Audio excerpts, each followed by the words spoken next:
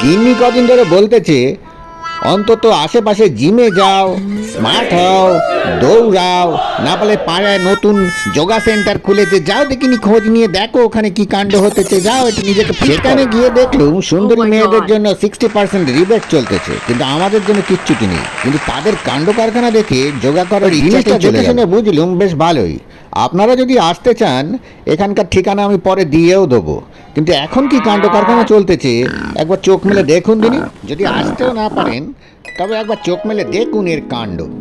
যোগা করার ইচ্ছা তো আমার তো পুরোটা ঘুচেই গেছে, কিন্তু শুনলুম আশেপাশের ছেলেদের মধ্যে এবং এমনকি বুড়োদের মধ্যে হঠাৎ করেই স্বাস্থ্য সচেতনতা নাকি খুব বেশি, এত ভিড় হয়ে গেছে আগে থেকে নাকি নাম লিখে রাখতে হবে। তাই বুড়ো বয়সে অত ঝামেলিতে না গে ওই পাড়ার ওই পাঁচুর দোকান থেকে 4টি কসুরি মেদে বিড়ি ফুকতে ফুকতে চলিয়ে এলুম বাড়িতে।